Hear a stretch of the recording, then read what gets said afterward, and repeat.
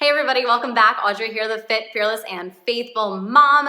So excited that you are joining me today. If it's your first time, I relate fitness to faith, little sprinkle of homeschool, and a lot of life chat in here too. So stay tuned. All right, so recently I went on a girls trip with two of my childhood friends, and it is, I don't know, the planets aligned. Back in January, we actually were on a little group text message together, and I said, what I would give to see both of you right now. I said, I just want to give you a hug and just sit. Like, we just sit in silence. And Leslie said, so what are we waiting for? And I said, you know what, you're right. All right. So we finally narrowed down now on a weekend that the three of us could meet up. We planned it. And then Cody and I were like, all right, let's overlap a little family trip in here too. And so we did. Now, Shannon, Leslie, and I are three very different yet very similar individuals. And so different that the other night when I was on the phone with Leslie, I forget what I had said, but she started laughing and she was like, we shouldn't be friends. We shouldn't be friends. How are we friends? In today's society, it just shouldn't work. Because you know what? Our friendship in today's society shouldn't work. Why? Because the three of us have very different views about hot topic buttons. Very different. But you know what's really cool? Is that, Leslie, I knew it was coming. I knew the day would come when vaccines would pop up, and I knew that you'd ask me questions about Catholicism, and I did my best to answer your questions. But the cool thing with the three of us is that it's very rare that you can find individuals whom you can talk to about issues, whatever it is, disagree on it, then all of a sudden be like, oh, look at the beautiful bird. Like, wow, all right.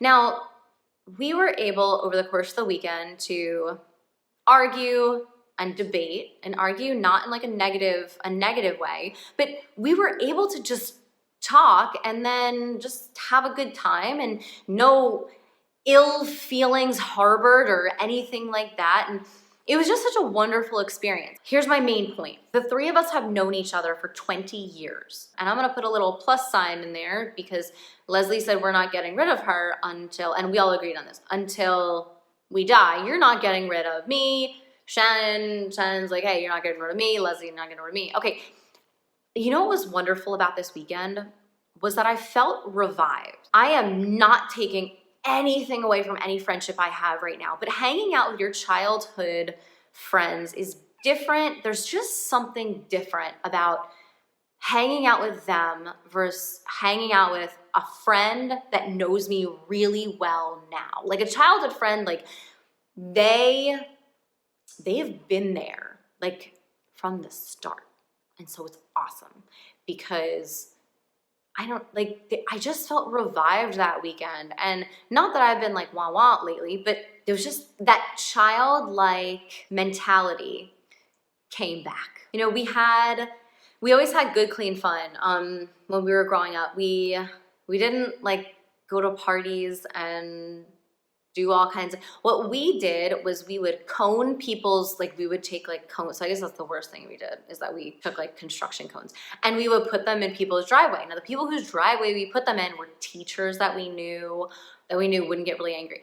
Our parents, like friends of friends. So it was like safe fun. And then Shannon reminded me that we also forked yards too. If you don't know what forking is, you take plastic forks and you stick as many of them as you can in someone's yard. And so I guess another worst thing is that I forked my all-girl Catholic high school and almost got caught. So sorry, Sister Pat, that was me. So that was like the worst thing that we did. Ran through sprinklers, you know, just nothing terribly bad. And saying like I felt revived when I was with them. I still run through sprinklers now, good, clean fun. But you know, we did that in Destin at Sandestin. So thanks Sandestin for your wonderful landscaping. I promise I did not destroy it at all, but I don't know, like so here's my point. There's always one person who always makes me feel alive and that's my husband. But being with these two amazing, caring, compassionate women who have known me since I was little, it got me thinking about revival in our faith in addition to our life. When was the last time you felt alive or free to just speak your mind without getting like a hammer thrown down on you? When was the last time you ran through a sprinkler and it was okay? Who brings you back to the basics of life? Who challenges you?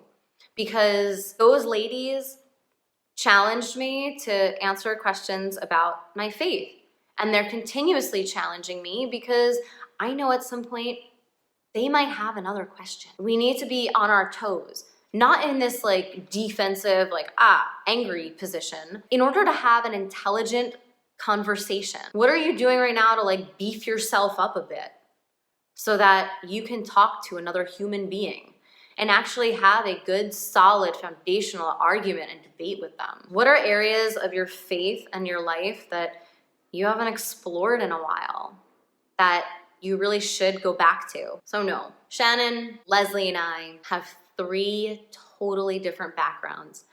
We have 3 totally different lifestyles, 3 totally different ideas, facts about the world. But what we do have in common is that we respect one another. So ladies, thank you for being in my life for the past 20 years. Thank you for challenging me. Thank you for embracing me. Thank you for being you. Who in your life challenges you? Are you prepared faithfully? Are you prepared to talk about your faith with somebody else? Because if you're not prepared to answer the basic questions, I think you need to do some studying. Ladies, thank you again for a great time. More to come when the planets align again, and so that I can watch both of you get sunburned within 5 minutes again too. All right, everybody. I hope you have a wonderful day, a wonderful week. If I can pray for you in any way, please let me know. Have a wonderful week.